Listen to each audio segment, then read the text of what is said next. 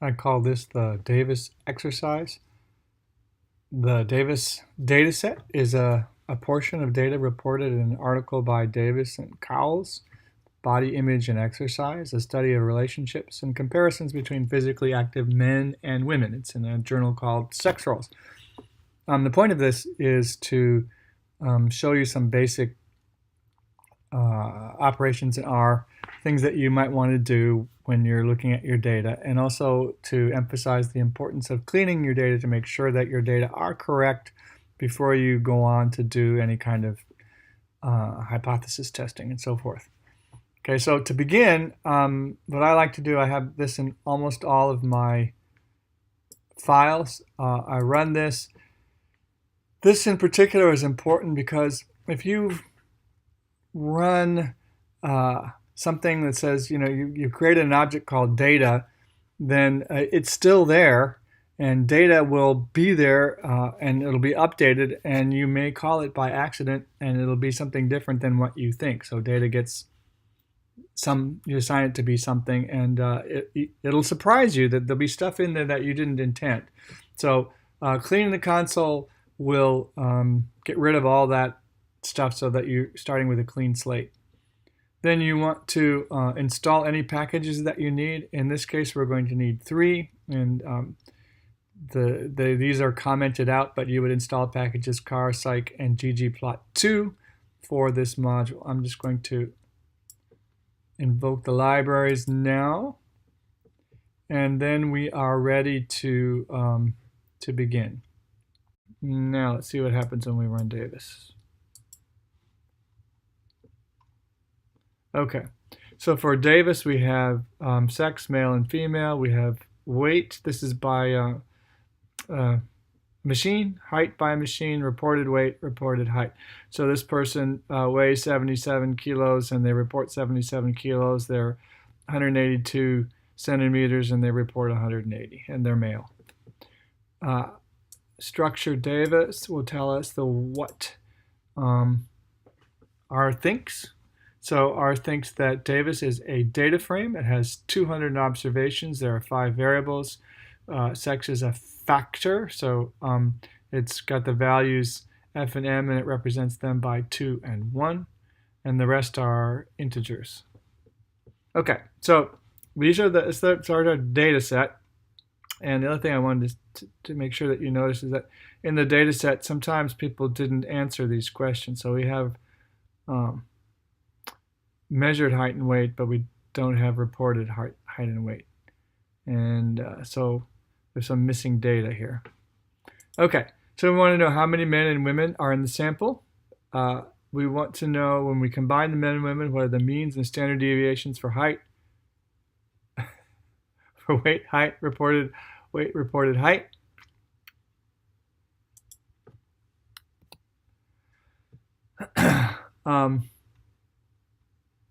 In these data, weight is reported in kilograms, height is in centimeters. BMI, which is body mass index, is computed by kilograms divided by meters squared.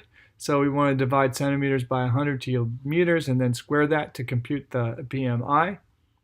We want to know the mean BMI for the total sample. For the entire sample, we want a stem leaf box plot for the BMI to describe. We want to describe that distribution, the BMI distribution. And here are medical conventions. So less than 18.5 is underweight, 18.5 to 24.9 is healthy, and so forth. Okay, do you see a problem when you, and the answer is yes. And what is it? How do you fix it? What's the problem that somebody randomly drawn from this sample would be underweight? And what's the probability that someone randomly drawn from a normally distributed population that has this sample's mean and standard deviation would be underweight? So this has to do with actual probabilities versus the assumption of normality. How could you decide whether men or women were more accurate in reporting their height and weight? All right. How many men, how many women are in the sample? So to do that, we have table. Davis is the name of the data frame. Sex is the vector or element in that data frame, and I run that. And I got female 112, male I've got 88. Combining men and women, what are the means and standard deviations for weight, height, reported weight, reported height, measured self-reported height. So we want to know those 4. And we can do that if we hit describe, and we get, there were 1s and 2s here for sex, so that gives us this mean, but it's not very informative in and of itself. But for weight, we've got 65 and 170 for the machine variables, and we got 65.62 and 168.5 for our reports. So the machine says people are a little bit taller and a little bit heavier than what people report. So we got means here, we got standard deviations. Interestingly enough, the standard deviation, so the means are less and the standard deviations are less here for what people report than what they actually have according to the mechanical devices.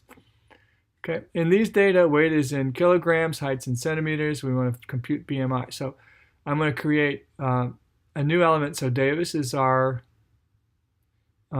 data frame. Body mass index is BMI. I could just call it BMI, but a field likes these descriptive terms. So body mass index gives you a pretty good idea about what we're talking about. Davis, so we're going to take weight, we're going to take height, we're going to divide it by 100, and we're going to square that, and that'll give us BMI. So let's run that. And it didn't complain. Now let's ask for a stem leaf diagram. And when I do, I get this. I got a value of 50. And then everyone else is crammed up in here.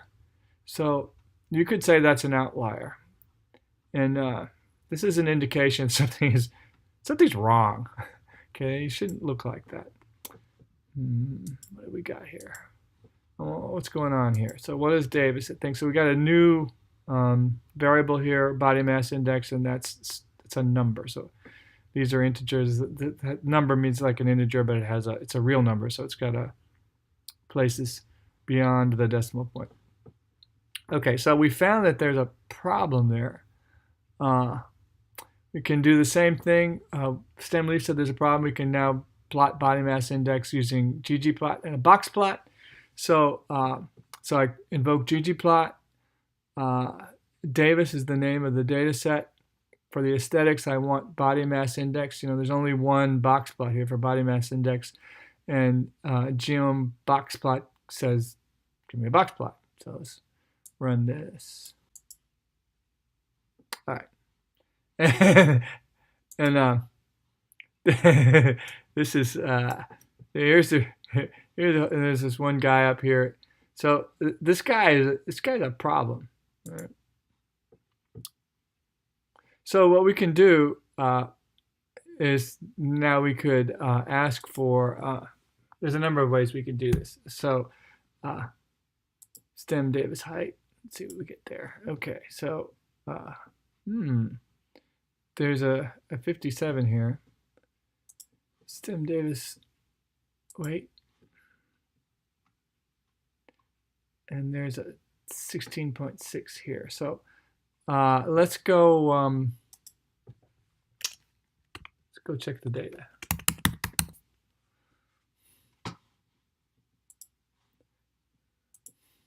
All right.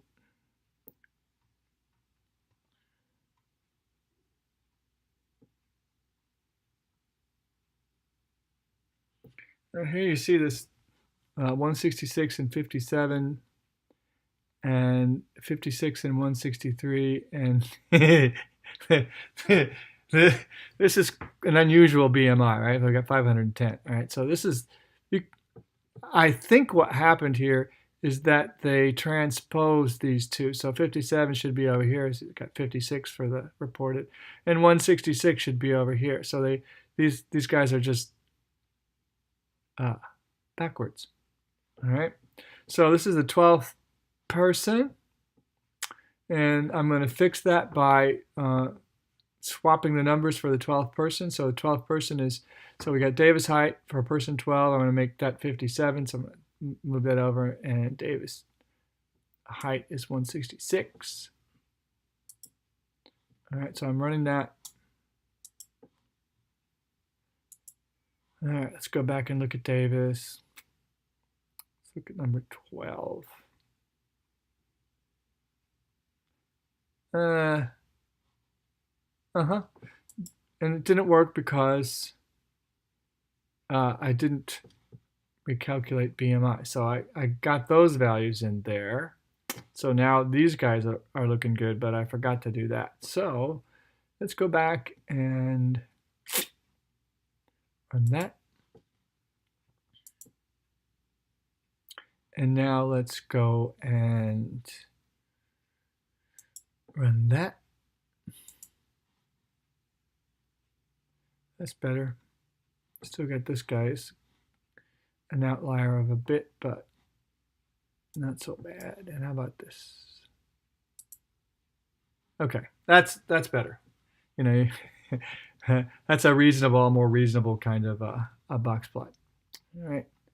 So the deal is, you know, if you had just run the analysis without doing these checks, that would have been in there. It's not missing, it's just miskeyed. And so when that happens, you got problems in your data, and your means and your correlations and stuff like that can be terribly misleading.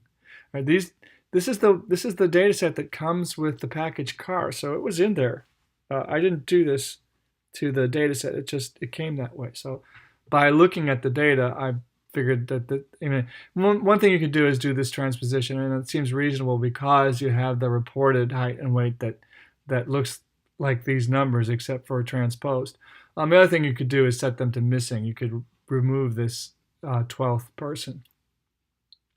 Okay, so check everything that you can, otherwise you can end up reporting nonsense. That's the bottom line of this. All right, BMI below 18.5 is considered underweight, and here's our range, so we can do some things like that. What's the probability that someone randomly drawn from this sample would be underweight? Well, that's the number of people who are underweight compared to the total number of people. All right, so under is, we got body mass index.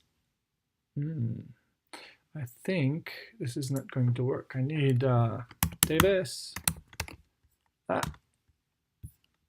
And I need Davis. What's the probability that someone randomly drawn from this sample would be underweight? So let's see what happens.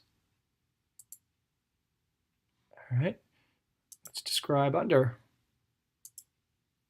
All right, there are 18 people out of our sample, and we know that there are 200 people from doing the same thing with everybody earlier. All right, read that way, 200 observations. Okay, so 18 people out of 200 people, that's the probability of randomly drawing somebody from our sample. So it's 9 out of 100. What's the probability of somebody randomly drawn from a normally distributed population that has this sample's mean and standard deviation to be underweight? Well, we had a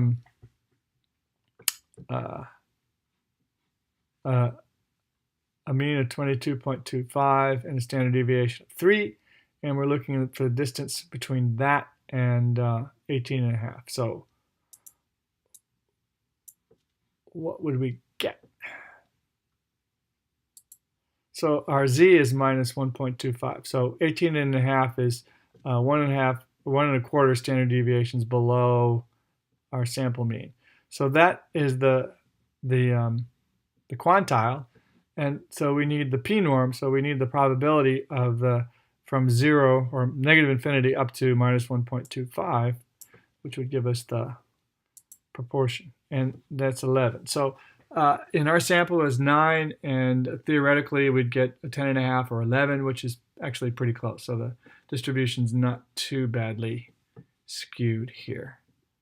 Okay, and that is what I wanted to show you in this module.